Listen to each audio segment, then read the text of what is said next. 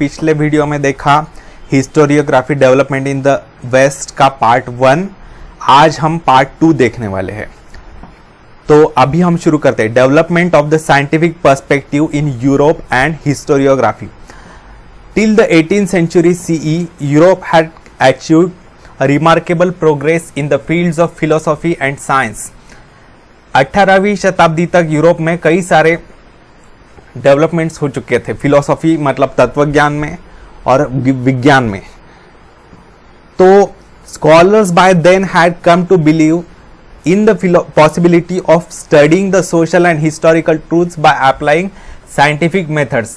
जो भी historical truths है, हिस्टोरिकल इवेंट्स है या फिर हिस्टोरिकल प्रूफ्स है, उनको साइंटिफिकली एनालाइज करने की मेथड उन्होंने सीख ली थी। Now the philosophical discussions focus more and more on the objectivity in history and historiography. अभी जो डिस्कशंस हो रहे थे उनके बीच में, वो ऑब्जेक्टिविटी मतलब उद्देश्य से, हिस्ट्री के उद्देश्य से डिसाइडेड थे। Now the philosophical discussions focus more and more on the objectivity in history and historiography. History के ऑब्जेक्टिविटी पर ज्यादा फोकस थे। Prior to the 18th century, all European universities were interested only in the philosophical discourses revolving around divine phenomena. जैसे कि मैंने पहले बताया, Troy नाम का एक बहुत बड़ा एपिक है, महाकाव्य है लिखा हुआ। तो उसमें ट्रॉय शहर पर जो आक्रमण होता है उसके बारे में लिखा गया है, लेकिन उसमें बहुत सी चीजें जो है वो काल्पनिक लिखी गई है, डिवाइन लिखी गई है। मतलब इस भगवान ने इसको श्राप दिया, इस देवता ने इसको श्राप दिया ट्रॉय सिटी को, ट्रॉय सिटी के महाराज को, इसलिए उनकी हार हो गई। और दूसरों ने अपोजिट जो राजा था उसको आशीर्वाद दिया था, इसलिए वो जीत गया, वगैरह वगैरह। ऐसे इमेजिनरी बातें बहुत ज्यादा लिखी हुई है। तो अभी तक मतलब 18th century तक ऐसी इमेजिनरी बातें बहुत ज्यादा लिखी जाती थी। However, gradually this scenario began to change in 1737 CE. The Göttingen University was founded in Germany. 1737 में गॉटिंजन यूनिवर्सिटी की स्थापना की गई जर्मनी में। This university was for the first time had an independent department of history.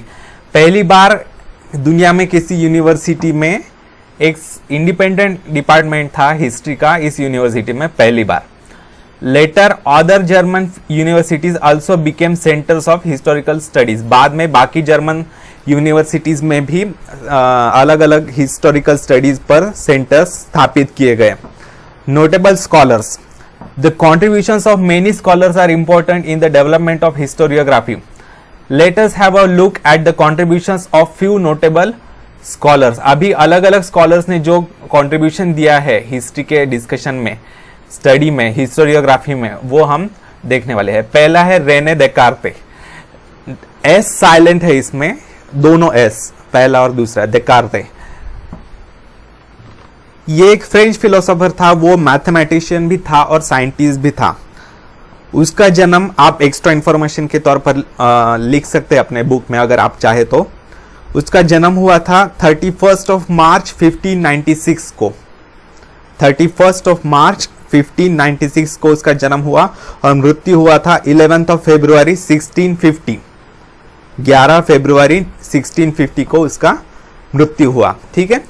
Renee Descartes was the foremost among the scholars who insisted on verifying the reliability of historical documents by critically examining them. उसने पहली बार ये उसका वकालत की कि जो भी हमारे पास डॉक्यूमेंट्स है उसको ठीक तरीके से एग्जामिन करना चाहिए, वो भरोसेमंद है या नहीं, वो असली है या नहीं, इसका एग्जामिनेशन करने के बाद ही उनको प्रूफ के तौर पर मान लेना चाहिए। Among the rules given by him in his book discourse on the method, the following is suppose to have a great impact on the scientific method of research. Never to accept anything for true till all grounds of doubt are excluded. जब तक सारी शक के possibilities खत्म नहीं होती तब तक किसी भी चीज को सच के तौर पर स्वीकार नहीं करना, ये उसने बताया था अपने बुक में, डिस्कोर्स ऑन द मेथड नाम के। फिर है वोल्टेयर। वॉल्टेयर भी फ्रेंच फिलोसोफर था, हिस्टोरियन था, राइटर था। तो इसका जन्म हुआ था 21 ऑफ नवंबर 1694, 21 नवंबर 1694 से लेकर 30 मई 1778, 30 मई 1778। ठीक है। वॉल्टेयर्स ओरिजिनल नेम वॉज फ्रैंको मेरी ऑरेट। He was French. He opened that among the objective of truth and chronology of historical events, considering the social traditions, trade, economy, agriculture, etc., was equally important in the historiography. मतलब उसने ये बताया कि जो important घटनाएं घटती है history में, जैसे एक राजा ने दूसरे राजा को युद्ध में हराया वगैरह, उसी तरीके से जो सामाजिक प्रथाएं हैं, सामाजिक परंपराएं हैं, व्यापार जो है, ट्रेड, बिजनेस दो राज्यों के बीच में वगैरह, इकोनॉमी, एग्रीकल्चर, उसके बारे में इंफॉर्मेशन रखना भी इंपॉर्टेंट है, उतना ही इंपॉर्टेंट है। It gave rise to the thought that understanding all the aspects of human life is important for history writing. देखिए, सिर्फ पॉलिटिकल हिस्ट्री जरूरी नहीं होती, इकोनॉमिक हिस्ट्री भी होनी चाहिए, agricultural history, cultural history, traditional history, ये सभी हिस्ट्रीज इंपॉर्टेंट होती है, ऐसा वॉल्टेयर ने बताया था। वो वॉल्टेयर भारत का बहुत बड़ा फैन था, वेदों का बहुत बड़ा फैन था।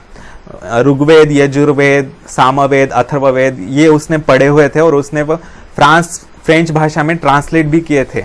वो बहुत तारीफ करता था वेदों की। Thus, it is said that Voltaire was the founder of modern historiography. Voltaire को फाउंडर ऑफ मॉडर्न हिस्टोरियोग्राफी कहा जाता है। नेक्स्ट है जॉर्ज विल्हेम फ्रेडरिक हेगेल। ये एक जर्मन फिलोसोफर था। उसका जन्म हुआ था 27 ऑफ अगस्त 1770, 27 अगस्त 1770 टू 14 नवंबर 1831। मृत्यु हुआ था 14 ऑफ नवंबर 1831 को। अगर आप चाहे तो एक्स्ट्रा इंफॉर्मेशन अपने बुक में उसके नाम के पास लिख सकते हैं। Hegel was a German philosopher. He insisted that the historical reality should be presented in a logical manner. To him, the timeline of historical events was indicative of progress. Timeline होती है ना, मतलब एक के बाद दूसरी घटना, दूसरी घटना के बाद तीसरी घटना, ये सीक्वेंस इंपॉर्टेंट होता है, प्रोग्रेस का वो एक प्रतीक होता है, ये उसने बताया। He also thought that presentation of history is bound to change over time as new evidences would come forth. अभी जो हिस्ट्री लिखी गई है, जो वो जो है हमारे सामने, वो अभी तक हमारे सामने जो एविडेंसेस आए हैं उस काल के, उसके अनुसार हिस्ट्री लिखी गई है। अगर आगे बढ़कर हमारे पास नए एविडेंसेस मिलते हैं हमें, तो उसको हिस्ट्री बदल भी सकती है। क्योंकि फॉर एग्जाम्पल हड़प्पा और मोहनजोदारो सिंधु नदी के किनारे पर बने थे, लेकिन बाद में एविडेंसेस ऐसे पाए गए थे कि सरस्वती नदी के किनारे पर उससे भी पहले ह्यूमन सेटलमेंट्स आए थे। तो ये उसके बाद हमें पता चला, जब एविडेंसेस पता चले वहां पर एक्सकैवेशन के बाद। With Hegel's philosophy many scholars were convinced that historical methods were not of lesser quality though they differed from scientific methods. देखिए, साइंटिफिक मेथड्स भी आवश्यक होती है, इंपॉर्टेंट होती है, लेकिन हिस्टोरिकल मेथड्स का भी अपना अलग महत्व होता है, ऐसा उनका कहना था। The collection of his lectures and articles is published in a book entitled encyclopedia of philosophical sciences. उसने अपने बुक में लिखा था। His book reason in history is well known. ठीक है, it is good to know, according to Hegel, grasping the meaning of any event happens in the terms of two direct opposites. Human mind cannot understand the true nature of that event without understanding the opposites. For example, true, false, good, bad, etc. देखिए, किसी भी ऐतिहासिक घटना के दो पहलू होते हैं। मतलब फॉर एग्जाम्पल, अगर आप महमूद गजनवी नाम का एक अटैकर था, उसने अटैक किया था। फॉर एग्जांपल बाबर, आपको पता होगा, बाबर ने अटैक किया था भारत पर, इन्वेड किया था। तो अगर आप अफगान हिस्ट्री देखेंगे तो उसे एक हीरो के तौर पर बताया जाता है, लेकिन इंडियन हिस्ट्री देखेंगे तो उसको एक विलन के तौर पर दिखाया जाता है। वही अगर ब्रिटिशों ने हम पर 200 सालों तक राज किया था, तो ब्रिटिशों के जो बुरी बर्ताव था भारतीयों के साथ, उसके बारे में हमारे यहाँ पर बताया जाता है हमारे हिस्ट्री बुक्स में। लेकिन वही ब्रिटिशों के, अंग्रेजों के हिस्ट्री के किताबों में वो उनका ब्रिटिश राज कितना अच्छा था, कितनी प्रोग्रेस हुई थी वगैरह वगैरह बताया जाता है। तो किसी भी ऐतिहासिक घटना के दो पहलू हो सकते हैं, एक ट्रू, एक फॉल्स, एक गुड, एक बैड। ये उसने उसकी तरफ फोकस किया। In order to understand the true nature of a thing one needs to know both true and false. देखिए, किसी भी चीज की असलियत जानने के लिए दोनों बातें, सत्य और असत्य, अच्छी और बुरी बातें, दोनों पता करने की जरूरत है। Similarly good and bad, this method of analysis which is based on opposites is known as dialectics. तो दो अपोजिट बातें एक ही घटना के बारे में पता करना, उसे बोलते हैं डायलेक्टिक्स। डाय मतलब दो, कार्बन डाइऑक्साइड पता होगा ना आपको, कार्बन डाइऑक्साइड मतलब जिसमें दो ऑक्सीजन के एटम्स होते हैं, उसे डाइऑक्साइड कहते हैं। Dialectics. In this method a theory is propose at the beginning which is called thesis. इसमें स्टार्टिंग में एक थ्योरी प्रपोज की जाती है, थ्योरी लिखी जाती है, जिसे थेसिस कहा जाता है। Then another theory is proposed which is contrary to the thesis. दूसरी एक थ्योरी लिखी जाता है जो थेसिस के अपोजिट में होती है। अगर एक में अच्छा लिखा होगा थेसिस में, तो एंटीथेसिस बोलते हैं दूसरा, it is called antithesis. Antithesis में उसकी बुरी बातें लिखी जाती है। आफ्टर अ थोरोलॉजिकल discussion of the both, a new thesis is proposed which includes the gist of both the thesis and the antithesis. This process of arriving at the new thesis is called synthesis. मतलब दोनों thesis को बहुत ज्यादा discuss किया जाता है, thesis और antithesis पर बहुत ज्यादा डिस्कशंस किए जाते हैं, और उसके बाद एक नया थेसिस लिखा जाता है जिसे कहते हैं सिंथेसिस। सिंथेसिस मतलब थेसिस का बनना, सिंथेसिस।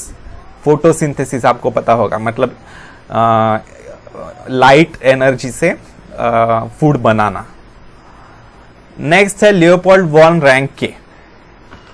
लियोपोल्ड का जन्म हुआ था 21 ऑफ दिसंबर 1795 को, 21 ऑफ दिसंबर 1795 को, और मृत्यु हुआ था 23 ऑफ मई 1886 को, 23 ऑफ मई 1886 को। ठीक है, ये भी जर्मन था। Historiography of the 19th century was greatly influenced by the thoughts of Leopold von Ranke of Berlin University. Berlin मतलब जर्मनी की राजधानी है। He spoke about the critical method of historical research. उसने कई सारे critical मतलब analytical method of historical research. He put emphasis on the utmost importance of the information gathered through original documents. उसने documents पर ज्यादा महत्व दिया और डॉक्यूमेंट्स पर आधारित जो इंफॉर्मेशन है उस पर ज्यादा महत्व दिया।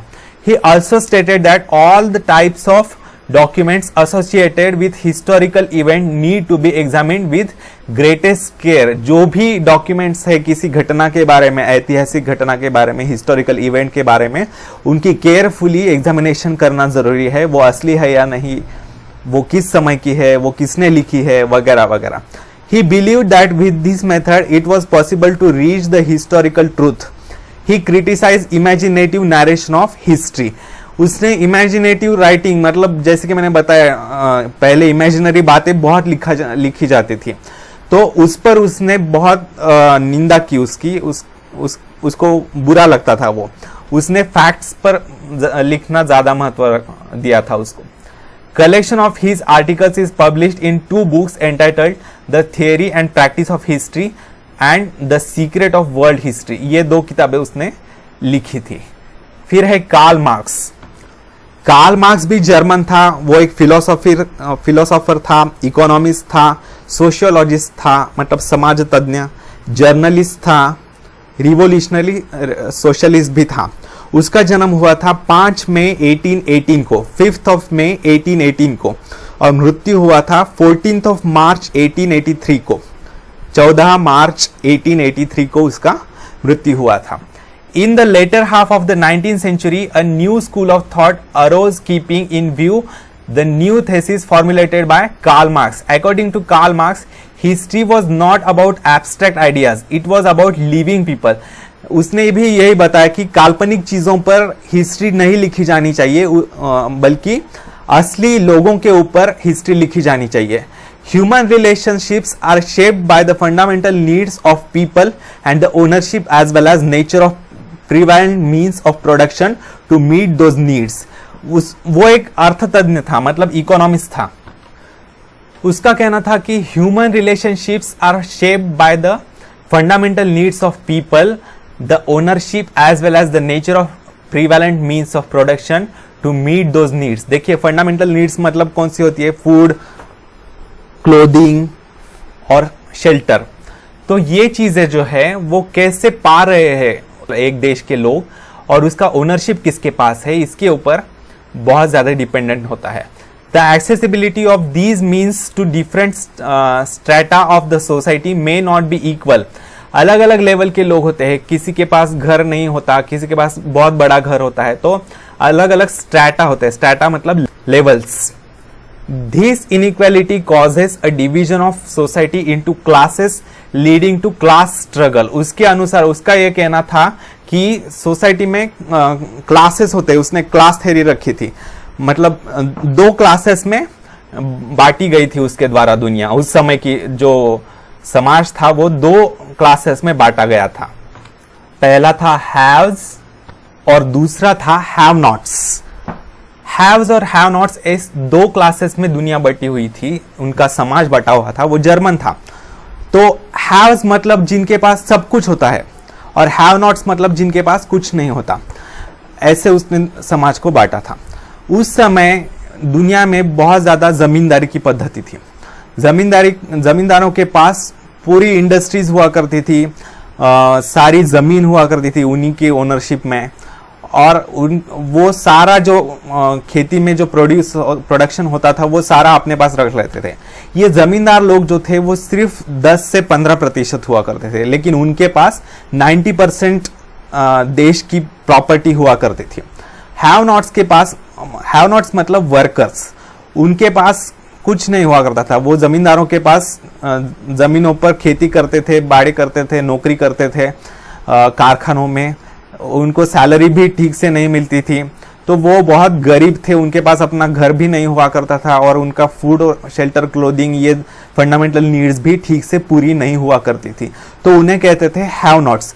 इन दो के बीच में स्ट्रगल हुआ करता था, मतलब हैव नॉट्स और हैव्स के बीच में स्ट्रगल हुआ करता था। हैव्स जो है वो हैव नॉट्स को हमेशा लूटते थे, और हैव नॉट्स बेचारे बहुत पीसे जाते थे गरीबी में। ठीक है, तो इनके कारण इन दो ग्रुप्स में, इन दो क्लासेस में हमेशा स्ट्रगल चलते रहता था। वो स्ट्रगल क्यों चलता रहता था? क्योंकि उनमें इक्वालिटी नहीं थी, इक्वालिटी नहीं थी।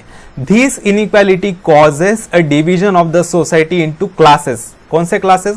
Haves and have nots, leading to class struggle. ये अलग अलग क्लासेस होने के कारण क्लास स्ट्रगल होता था। According two marks, human history is the history of class struggle, as the class that owns the means of production economically exploits the rest of the classes। ऐसा उसने कहा था कि जो गरीब होते हैं हैव नॉट्स और हैव्स मतलब जो अमीर होते हैं वो गरीबों को लूटते रहते हैं, एक्सप्लॉइट करते रहते हैं। ठीक है, मतलब शोषण करते हैं उनका। तो इन दो क्लासेस के बीच में जो स्ट्रगल होता है, इसी से ह्यूमन हिस्ट्री बनती है। उसने किताब लिखी थी दास कैपिटल नाम की। Das Kapital, A treatise written by him is the most referred book all over the world। अभी तक वो सबसे ज्यादा पढ़ी गई किताब है। नेक्स्ट है एनल स्कूल।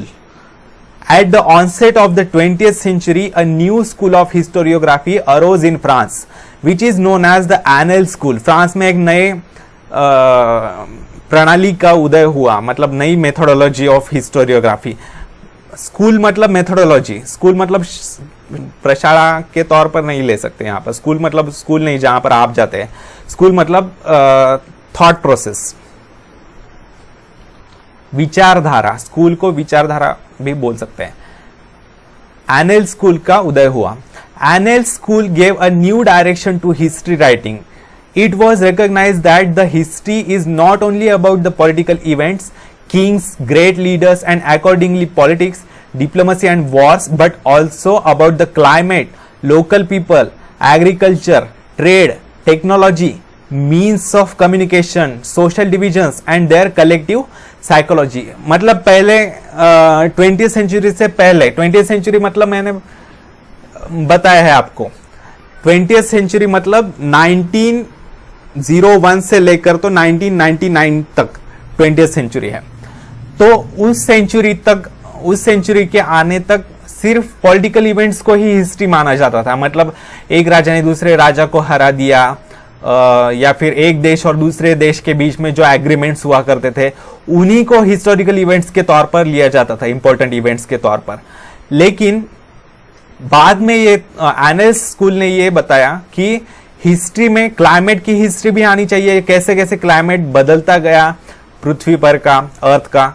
लोकल पीपल, जो एक जगह के लोग हैं, उनका कल्चर कैसे बदलता गया, एग्रीकल्चर कैसे बदलता गया। पहले फॉर एग्जांपल एग्रीकल्चर में वुडन हल यूज करते थे, बाद में आयरन हल यूज करने लगे। फिर ट्रेडिंग कल्चर, पहले बार्टर सिस्टम हुआ करती थी, बाद में करेंसी आ गई, कॉइन्स आ गए, फिर करेंसी नोट्स आ गए, फिर कार्ड सिस्टम आ गई। ठीक है, तो ये ट्रेडिंग में कैसा चेंज हुआ। टेक्नोलॉजी, तो टेक्नोलॉजी में भी चेंज आता गया। पहले टेलीफोन जो था वो वायर वाला हुआ करता था, बाद में मोबाइल फोन्स आ गए।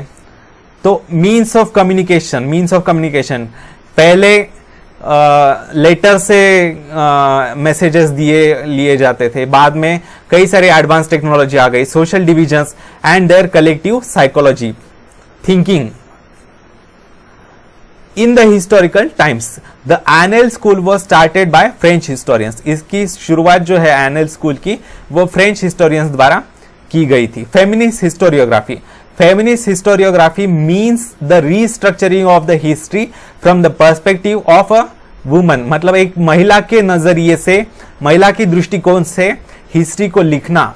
उस समय की महिलाओं की क्या परिस्थिति थी, समाज में उनका क्या स्थान था, ये बताते हुए हिस्ट्री लिखना, उसे बोलते हैं feminist historiography.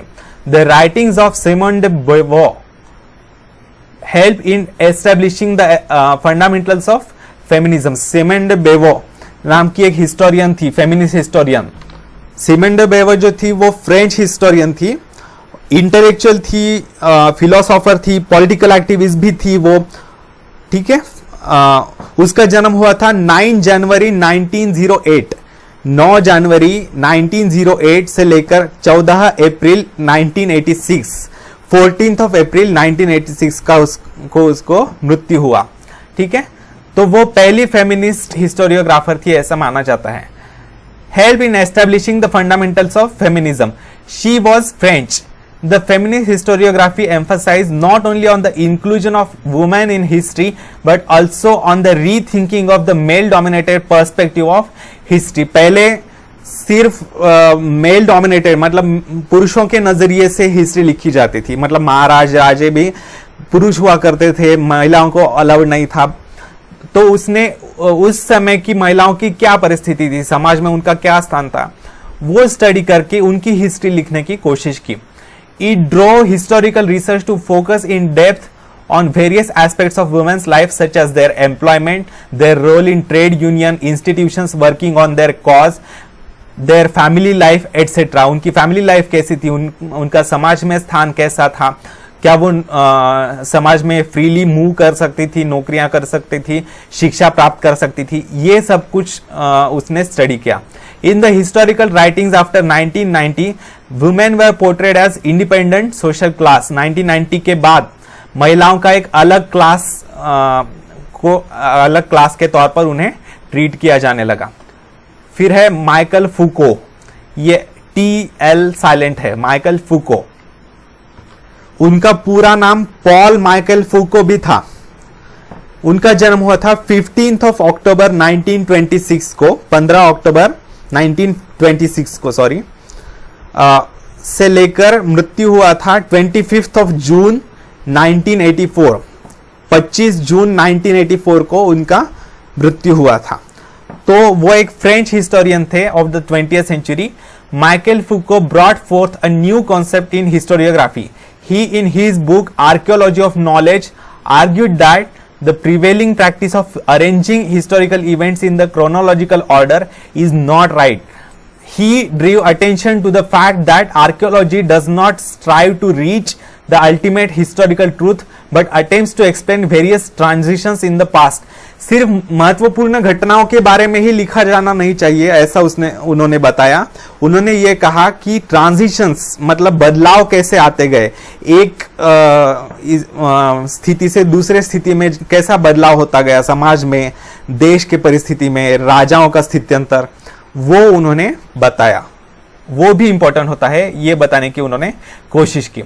Foucault felt that explaining the transitions in history is more important. ये ट्रांजिशंस कैसे हुए, चेंजेस कैसे हुए, इंडिया को इंडिपेंडेंस मिला ये तो ठीक है, लेकिन इंडिया को इंडिपेंडेंस कैसे मिला, इंडिया इंडिपेंडेंट कैसे बना, उनको अंग्रेजों से कितना लड़ना पड़ा, वो सब बातें ट्रांजिशंस में आती है। तो वो भी स्टडी करना और वो भी एक्सप्लेन करना जरूरी है, ऐसा माइकल फूको का कहना था। He called this method the archaeology of knowledge. उन्होंने इस मेथड को द आर्कियोलॉजी ऑफ नॉलेज कहा। Foucault subjected the so far unacknowledged areas of historians such as psychological disorders. मानसिक रोग जो थे उनके ऊपर भी उन्होंने स्टडी की। Science of medicine, history of medicine, prison administration to historical analysis. Thus, the scope of historiography kept continuously expanding. तो इस तरीके से हिस्टोरियोग्राफी बहुत ज्यादा एक्सपांड होती गई, बढ़ते गए स्कोप धीरे धीरे। Writing of histories of various subjects like literature, architecture, sculpture, drawing, painting, music, dance, drama, films and television etcetera came into practice. अलग अलग पहले पॉलिटिकल हिस्ट्री लिखी जाती थी, बाद में लिटरेचर पर लिखा जाने लगा, मतलब उस समय का साहित्य कैसे था, साहित्य मतलब लिटरेचर। आर्किटेक्चर कैसा था, उस समय की बिल्डिंग्स कैसी थी, आज की बिल्डिंग्स कैसी है, कैसी उस समय बनाई जाती थी बिल्डिंग्स, आज कैसे बनाई जाती है। Sculptures, drawing and painting, music पहले का कैसा था, उस समय का, आज कैसा है। डांस के टाइप्स, उस समय कैसे डांस हुआ करते थे, आज कैसे है। ड्रामा मतलब नाटक, films, television etcetera came into practice. ठीक है, चैप्टर खत्म होता है दोस्तों, तो आज हम यहीं रुकते हैं। ठीक है, गुड बाय।